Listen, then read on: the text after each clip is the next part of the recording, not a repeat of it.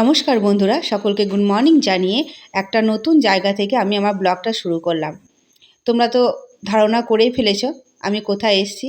ঠিক ধরেছো, আজকে রবিবার 17 তারিখ। আজকে মেয়ের যোগা কম্পিটিশন আছে। অনেক দিন ধরেই তোমাদেরকে বলছি যে মেয়ের যোগা কম্পিটিশন আছে, যাব যাব। তাই আজকে সেই দিনটা চলে এসছে, একদম ফাইনাল নিয়ে চলে এসেছি। জানি না কেমন করবে না করবে, কিছু তো করতেই পারবে না, সেটা তো বুঝতেই পারছি, কিন্তু কি বলো তো, তবুও স্টেজে করবে তো, সবার সামনে পারফরমেন্স করবে, সেটাই হচ্ছে সবথেকে বড় কথা। হার জিতটা বড় কথা নয়। তা এসেই তো দেখতেই পাচ্ছ, ওকে যোগা ড্রেস পরিয়ে দিয়েছি। যোগা ড্রেসটা আমার ছিল না, এখানে স্যাররা বলেছিল যে যেদিন আসবে সেদিন কিন্তু নিয়ে নিতে। তা ওর সাইজে একটু বড়ই হচ্ছে, ওর সাইজগুলোতে একটু বড় হচ্ছে, তা বড় হলেও নিয়ে নিলাম, থাক। তাই যে সবাই মিলে ছবি তুলতে ব্যস্ত। তাই এদিকে স্টেজে দেখো জাজরা চলে এসছে, চলে এসে ওদেরকে সব মানে পরিচয় করিয়ে দেবে, তারপর বরণ টরণ সব করানো হবে। একে একে সবাই আসছে। আর সকাল থেকে বাড়িতে কোনো ভিডিওটা শুরু করতে পারিনি, কেন এতটাই তাড়াহুড়ো ছিল। ও খুব তাড়াহুড়োর মধ্যে দিয়ে বেরিয়ে এসছে, আর বাসে করে একা আসবো। আর অনেকেই সাঁইথা থেকে এসছে, কিন্তু কি বলতো, তারা সবাই নিজে নিজে হাজব্যান্ডের সঙ্গে এসছে। এবার আমার তো ওর বাবা থাকে না বলে আমাকে একাই বাসে সময় করে আসতে হয়েছে। ওই জন্য না, সকালে এতটাই তাড়াহুড়ো ছিল বলে সকালে বাড়ি থেকে কোনো ভিডিওটাই শুরু করতে পারিনি। তাই সরাসরি একদম এইখানে এসে কিন্তু ভিডিওটা শুরু করলাম। তাই এখানে দেখো মঙ্গলদীপ জ্বালানো হচ্ছে, সব জাজরা আছে সবাই মিলে। আর স্টেজটা এত সুন্দর করেছে না, আমার তো ভীষণ ভয় লাগছে যে মিঠাই পারবে কি পারবে না, কারণ ও তো স্টেজে যে স্কুলে একটা প্রোগ্রাম হয়েছিল, সবার সঙ্গে উঠেছিল, ওইটাই যা করেছে। আর এটাতে তো সম্পূর্ণ আলাদা একটা প্রোগ্রাম, কি করবে কি জানি না। আমি সমস্ত কিছু মানে বলেছি যে এটা এইভাবে মানে শিখিয়ে দিয়েছি, কিন্তু আদৌ যে করতে পারবে কি পারবে না সেটা কিছুই আমি বুঝতে পারছি না। যতক্ষণ পর্যন্ত স্টেজে না উঠবে না, ততক্ষণ পর্যন্ত কিন্তু কোনো কিছুই মানে বোঝা যাবে না। তা এইগুলো দেখতে বেশ ভালোই লাগছে। আর অনেক কিছু মানে এখানে গান টান হচ্ছিল, কিন্তু কি বলতো, ওই যে একটাই ভয় কপিরাইটের, ওই জন্য কোনো কিছুই মানে ভয় দিতে পারিনি, যদি বাই চান্স কপিরাইট পড়ে যায়। আর আমি যোগা কোনো দিন, নিজে তো যোগা সম্পর্কে কোনো কিছু জানিও না, কোনো ধারণাই নেই। মেয়েটাকে ভর্তি করেছি, কিন্তু এটা ফার্স্ট মেয়ের যোগা কম্পিটিশনে প্রথম আসা। এখানে এসে না অনেক কিছু জিনিস শিখলাম, জানো তো। যেমন ধরো, এখানে এলে নাকি যোগাতে ফার্স্ট দেখে তোমার মানে একটু সাজ কোচ এগুলো দেখে, সেটা তো আমি জানতামই না। তা আমার মেয়েকে যে আরও এসছে তারা বললো যে একটু লিপস্টিক, আইলাইনার, আইশ্যাডো এগুলো একটু পরাও, মানে প্রথমেই যোগাটা ওটা দেখে। কিন্তু আমার কাছে যেহেতু নেই, আমি তো জানি না, ওইসব ব্যাপারে কোনো ধারণাই ছিল না। তা ওকে দেবে করিয়ে। তা এইদিকে দেখো, এই যে বরণের পালা চলছে এখন, মানে এত সুন্দরভাবে স্টেজটা সাজিয়েছে, আর এত সুন্দর না, দারুণ ভালো লাগছে। একদম ছোট ছোট বাচ্চা ছেলেগুলো, একদম জিরো থেকে মানে 2.5 বছরের ছেলে থেকে এখানে শেখে, আর এত সুন্দর মানে লাগছে না স্টেজটা, দারুণ সুন্দর দেখতে লাগছে। তা দেখো, অতিথিদের তো বরণ করা হয়ে গেল, জাজদেরও বরণ করা হয়ে গেল। আর এদিকে এই যে এগুলো কিন্তু সব আমাদের সাঁইথিয়ার, সাঁইথিয়ার একদম পুরো, দেখছো তো। তাই যে আমার মেয়েকে সাজিয়ে দিচ্ছে, আমি ওই যে কোনো কিছু নিয়ে আসিনি। আর আমার মেয়ে তো সাজতে পেলে আর কিছু চাই না। আমার মানে এসব সম্পর্কে কোনো ধারণাই ছিল না। তারপরে যোগা কোন পোর্শনে কোন দিকে করতে হয় সেগুলো কোনো ধারণাই ছিল না। এলাম, মেয়ে হার জেতাটা বড় কথা নয়, যে এসে যে আমিও যে অনেক কিছু নিজে শিখলাম, সেটাই কিন্তু সব থেকে বড় কথা, তাই না। তা মেয়েকে এই যে সাজিয়ে দিল। তারপর এবার প্রথমে কি ছোট ছোট বাচ্চাদের হচ্ছিল, আর একটা ওরা ভুল করেছে কি জানো তো, আমার মেয়েকে না 5 থেকে 7 বছরের বাচ্চাদের সঙ্গে ভরেছে। এটা কিন্তু খুব ভুল করে দিয়েছে। আমি ম্যামকে বললাম, ম্যাম আপনি এটা কেন করছেন? বলছি কিছু করার নেই, ওদের সঙ্গেই করতে হবে। আর আমার মেয়ের বয়স এখন পুরো 4, তাহলে ও 7 বছরের বাচ্চার সঙ্গে কী করে পারবে? এই যে ছোট ছোট বাচ্চাগুলো করছে কি সুন্দর, নিজে নিজে ইচ্ছা মতো মানে যেটুকু শিখিয়েছে, মানে টোটাল 3টে আসন করতে হবে, 2টো আসন মানে ওই যে কটা শিখিয়েছে সে কটা, আর একটা হচ্ছে বাইরে আসন।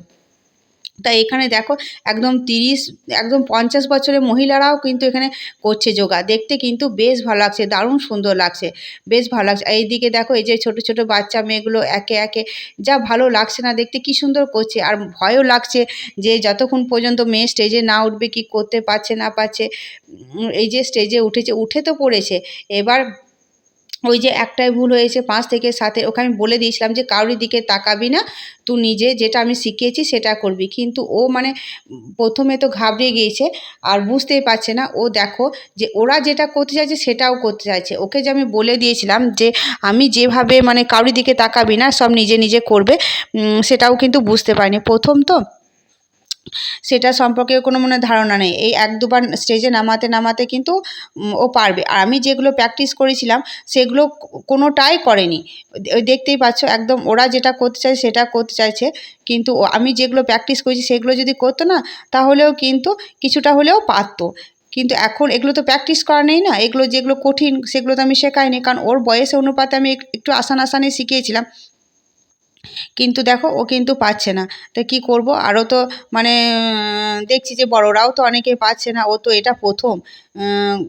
এবার এবার আমিও অনেক কিছু জানতাম না, এখানে এলাম বলেই জানলাম। আমার আসার খুব একটা ইচ্ছা ছিল না, কিন্তু ওর বাবা বললো না যাও, যে দেখবে ও তো দেখবে শিখবে, তাই না? আর সত্যি কথা এলাম বলে কিন্তু অনেক কিছুই জানতে পারলাম। তাই এখানে দেখো মেয়ে তো বেশ করছে। ভেবেছিলাম হয়তো করবে না, কিন্তু টুকটাক করে বেশ কিন্তু 2-1টা আসন কিন্তু বেশ ভালোই করেছে। এটা কিন্তু খুব সুন্দর করেছে। আর বাড়িতে তো মানে করতো আর ছাড়তো, করতো না। তারপর মেয়ের হওয়ার পর মানে মেয়ের কম্পিটিশন হওয়ার পর কিন্তু চলে এসেছি। এই যে দুপুরে লাঞ্চ অনেকটা, এখন প্রায় 2:30টার মতো বাজে। তা মেয়ের শুধু কুপন কেটেছিলাম, কারণ ওরা বলেছিল যে গার্জেনদেরও খাবার আছে। কিন্তু দেখলাম যে মেয়ের শুধু কুপনটা কাটি, মেয়ে তো খেতে পারবে না অত খাবার, ওই জন্য কিন্তু আর কাটিনি। আমি শুধু মেয়েরই কেটেছিলাম। তা ওই যে মেয়ের দুপুরে লাঞ্চে এখানে বিরিয়ানি দিয়েছিল। তা বিরিয়ানিটা মেয়ে খাচ্ছে, যতটুকু খেতে পারছে খাক, তারপর কিন্তু আমি খেয়ে নেব, হয়ে যাবে। মা মেয়ের কিন্তু হয়ে যাবে, মেয়েটা তো অতটা খেতে পারবে না। দুপুরে খাওয়ার পর এই যে এটাকে বলে আর্টিফিশিয়াল যোগা। এখানে এটা কিন্তু গানের তালে তালে হচ্ছে, গানের তালে তালে যে কোনো 10টা আসন করতে হয়। আর্টিফিশিয়াল যোগা এটা। এই মেয়েটা এত সুন্দর করছে না, পরপর কিন্তু আরও বেশ দারুণ সুন্দর করছে। এই যোগাটা মানে এসে না বেশ ভালো হচ্ছে। আর সারা দিনের ব্যাপার, পুরো 9:30টার সময় আমি এখানে পৌঁছেছি, পুরো 9:30টায় পৌঁছেছি, 5টায় শেষ হবে। এবার বাড়ি ফিরতে ফিরতে প্রায় 7টা 7:30টার মতো হয়ে যাবে। আর বিরক্তও লাগছে, ভালো লাগছে না। কিন্তু আমার এত সুন্দর মানে ভালো লাগছে না, মেয়েটা কিন্তু অতিরিক্ত জ্বালাচ্ছে, বাড়ি চলো বাড়ি চলো করছে। কিন্তু কী করবো বলো তো, এদিকে ছেড়ে থাকতে পারছি না। আর পার্টিসিপেট দেখি না, যারা পার্টিসিপেট করেছিল তাদের প্রত্যেকে কিন্তু প্রাইজ দেবে।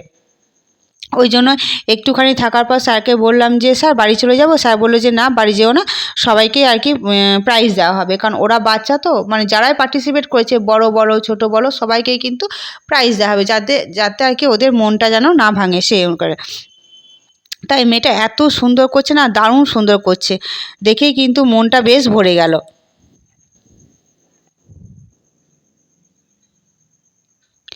এই মেয়েটা করার পর এই যে এই ছেলেটা সব একে একে করছে, বেশ কিন্তু দেখতে কিন্তু খুব ভালো লাগছে, দারুণ ভালো লাগছে।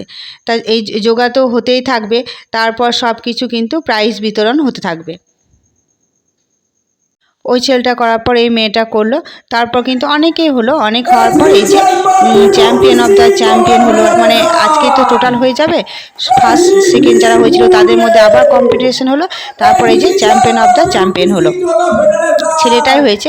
দেখতে কিন্তু বেশ ভালো লাগছে। আমার মেয়েকে পার্টিসিপেট একটা প্রাইজ দিয়েছে, তা স্যারকে বলে কিন্তু প্রাইজটা নিয়ে আমরা চলে এলাম।